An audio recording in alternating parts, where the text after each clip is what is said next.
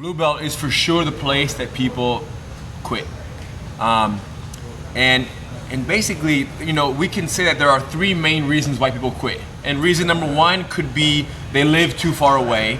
Number two, they don't have enough money. And number three, maybe injury, right? If you start injury, money, or you live too far away, those are the three ones that I hear the most. And they make sense, I understand those. Now, if I bring it back further, I've been thinking about the main reason why is not any one of those three. Because every one of us knows somebody who lives an hour and a half away, but yet the guy who quit says, I live now 45 minutes, it's too far for me. So we know people who drive 2 hours to jiu-jitsu, 3 hours, who knows how long. Or someone who has no money, they'll say, hey, can I clean the mats? Can I help, you know, pass out flyers for your business? And somebody who's injured gets injured, heals, and then they come back. So we've seen all of that. So those three reasons don't really stick. I wasn't happy with those three reasons. So immediately I started thinking, like, what could it be? And I realized that every day people come to jiu-jitsu, they feel, what are the benefits of jiu-jitsu? You start to feel less stress, right? You escape your everyday problems. And even though, you know, people love their families and their jobs or whatever it may be, it's just nice that for an hour, you don't have to worry about those things at all, okay? And of course, the game of jiu-jitsu, the battle, the intricate game, you know, of me versus you is fun.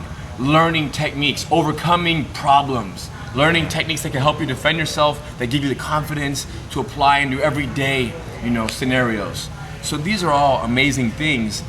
But what happens is this, is if someone is training for 2 or 3 years and they're a solid advanced blue belt, there will be a day where they're gonna meet somebody that is a new blue belt who might be 10 years younger, 30 pounds heavier, or who knows what size difference, but that person is able to defeat, whether it's positionally defeat or submit you, right? You mean the newer one? The newer one is gonna come up sometimes. Okay. Because sometimes, let's say I'm 39 years old or 44 years old, and now this kid's coming up and he starts to sweep me, or I can't pass his guard anymore. So what happens is that jiu-jitsu, or he triangles me. Now I'm like, it becomes a little bit stressful because I expect myself to perform at a certain level against this guy who's a lower belt than I am. And when I'm unable to meet my own expectations, right, that I created, now I feel like, man, there's little Jimmy over there. I don't want to roll with him, so I avoid him. And so the academy now, the jiu-jitsu mat, becomes a place of stress.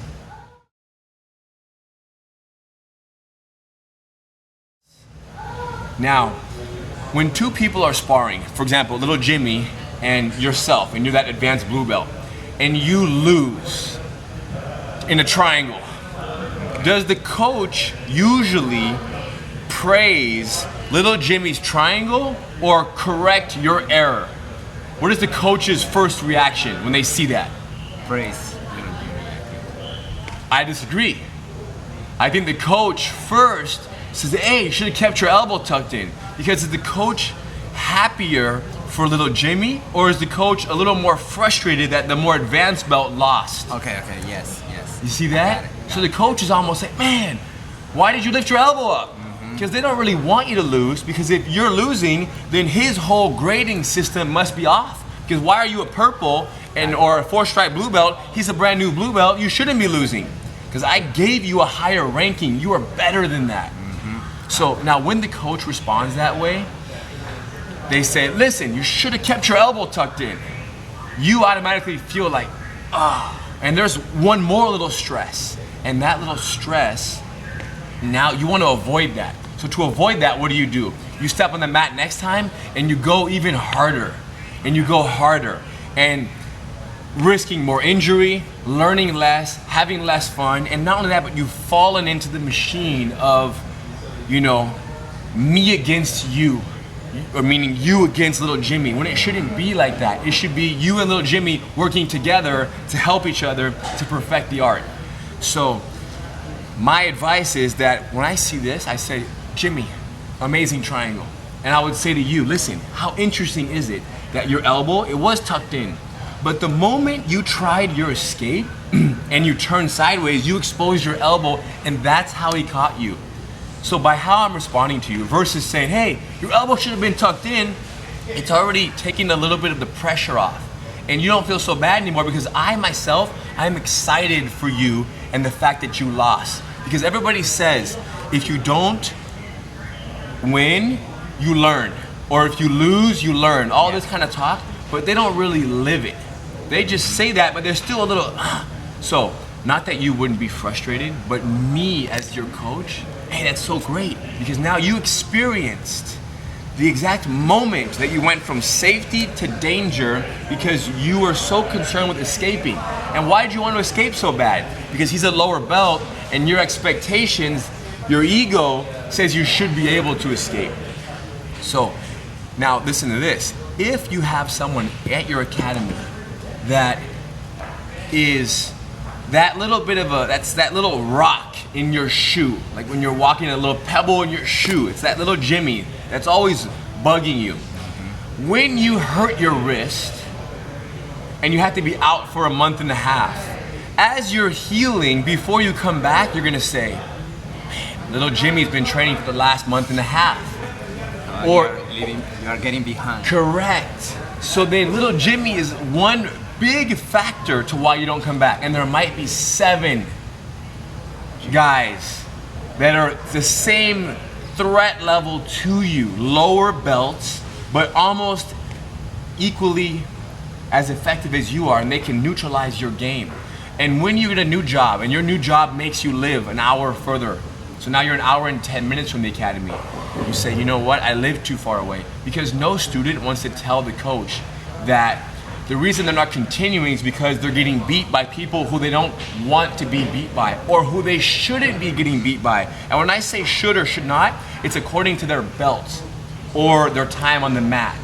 So you don't want to say, coach, I'm tired of getting beat by him, that's why I'm gonna quit.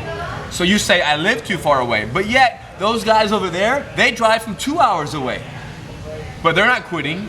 So our job as instructors has to be to create an environment that when someone gets hurt, loses the job, lives too far away, anything happens to them, they deal with that and they feel safe enough to come right back. And it's so important to me. I say you have to feel safe on the mat, and it's safe from the judgment and the criticism of the coach or your peers. Not that the coach should not critique and help you, but he does it with a smile, and he knows that that's part of the game. Because anybody who says, I'm gonna quit because I'm tired of getting beat by little Jimmy, the coach would naturally say, hey, but that's okay. You're supposed to get beat.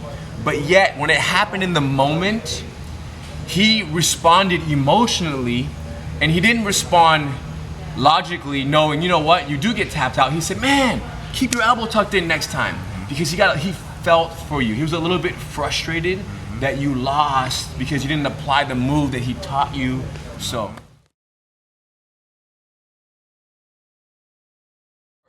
well, the student has to know that when the instructor says, hey, why'd you do that? Keep your elbow tucked in. You should have postured. That they're not doing it for any reason other than the fact that they care. Their ego might be a little bit attached because you are their purple belt. You're their brown belt. Imagine you're their brown belt and you lose to a blue belt. So because you are his brown belt or her brown belt, it could be a female instructor, male instructor, when you lose, you're my representation and you lost. So they're correcting you because they don't want you to lose. So don't take it as if they're mad at you. Take it as if they're just a little bit,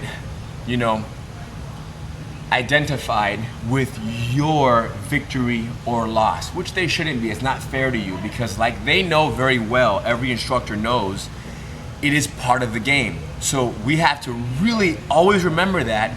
And remember, it's dangerous to be too tough on someone because what you're gonna do is kick them off the mat. It's gonna force them to leave.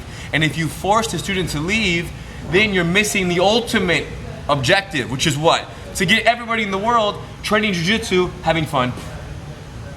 So you would say basically it's a job from the instructor from the student student and from their training parts. Everybody is partly responsible in creating an environment that people can stop training for a month and a half and come back and not get beat up. Someone can be injured, and when they come back, they have partners that can go with them slow and help them out and help them ease back into it and not get beat up and feel overwhelmed like they don't belong there.